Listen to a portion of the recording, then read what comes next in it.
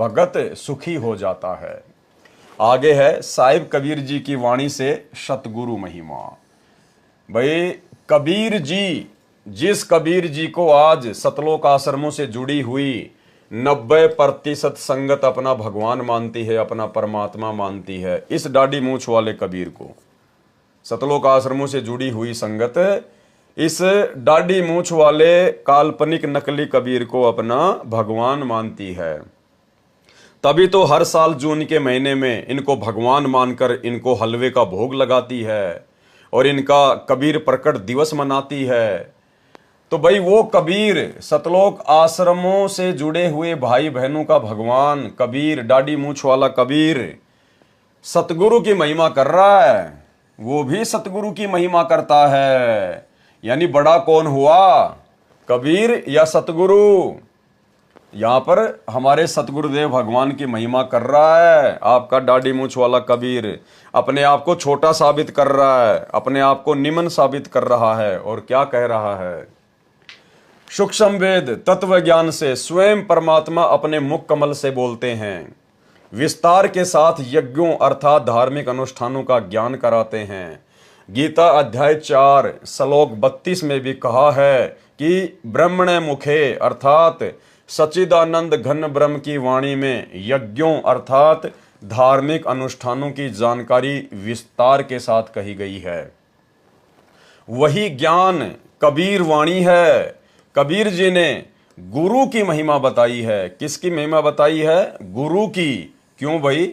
कबीर से बड़ा कौन है? कबीर तो अल्लाह है, परमात्मा है, भगवान है। वेदों में कबीर नाम लिखा हुआ है, कबीर कबीर कबीर कबीरा खबीरा।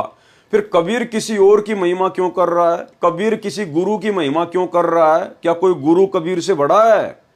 भाई कबीर स्वयं ही गुरु बनकर आता है। कबीर स्वयं ही गुरु बनकर आता है, इसलिए भक्ति मार्ग पर गुरु को ही प्रधानता दी जाती है, ना कि परमात्मा को। वाणी गुरु से अधिक ना कोई ठहरा ही। क्या कह रहा है वो दाढ़ी मूछ वाला कबीर, भक्तों का कबीर? क्या कह रहा है? गुरु से अधिक ना कोई ठहराई और मोक्ष पंथ नहीं गुरु बिन पाई। राम कृष्ण बढ़ती हूं पुर राजा, तिन गुरु बंद कीन निज काजा। कि गुरु से अधिक कोई भी नहीं है और गुरु के बिना मोक्ष पद प्राप्त नहीं हो सकता। सरलार्थ, गुरु से अधिक किसी को नहीं माने, आदेश हो गया भाई। भाई हम तो आपके दाढ़ी मूछ वाले कबीर जी का आदेश फॉलो कर रहे हैं, क्योंकि आपके कबीर जी खुद ही कह रहे हैं। क्या कह रहे हैं? कि गुरु से अधिक किसी को नहीं माने। ये आदेश हो गया परमात्मा का कि गुरु से अधिक किसी को भी ना माने। तो हमने तो भाई आपके दाढ़ी मूछ वाले कबीर भगवान के आदेश की पालना की है और हमने तो अपने गुरु जी को ही अपना परमात्मा मान लिया। अब आप लोग सतलोक आश्रमों से जुड़े हुए भाई बहन, गुरुदेव का कलयुगी परिवार, ये कोऑर्डिनेटर, अरे तुम जिस दाढ़ी मूछ वाले को भगवान मानते हो, तुम तो नालायक हो, उसका भी आदेश फॉलो नहीं कर रहे। तुम जिसे भगवान मान रहे हो, तुम तो उसका भी आदेश फॉलो नहीं कर रहे, ना तुम अपने गुरुजी का आदेश फॉलो कर रहे। अरे भाई, ना घर के ना घाट के, कम से कम जिसको भगवान मानते हो उसका तो आदेश फॉलो करो। तुम्हारे दाढ़ी मूछ वाले भगवान का आदेश भी हम सत्सेवकों को ही फॉलो करना पड़ रहा है। तो क्या कह रहा है तुम्हारा दाढ़ी मूछ वाला भगवान?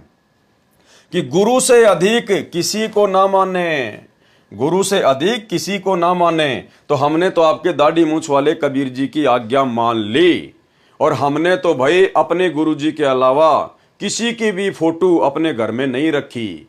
आपके दाढ़ी मूछ वाले भगवान की, गरीबदास जी की, दादा गुरु की, पंडित चिदानंद जी की, सबकी फोटोएं हमने नदियों में जल प्रवाह कर दी, घी लगा के सवा कर दिया।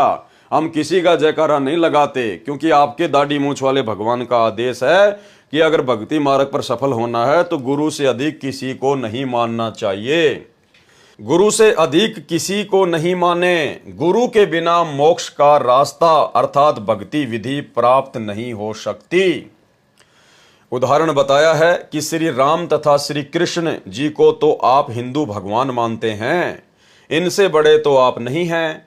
जब श्री राम तथा श्री कृष्ण ने भी गुरु बनाए और उनको अर्थात अपने गुरुदेवों को नमन किया, उनके सामने एक भगत की तरह आधीन बनकर रहे। कौन? राम और कृष्ण।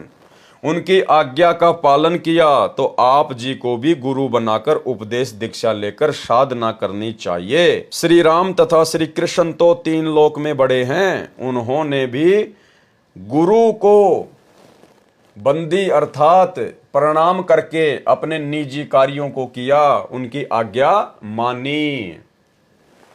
वाणी गेहि भगति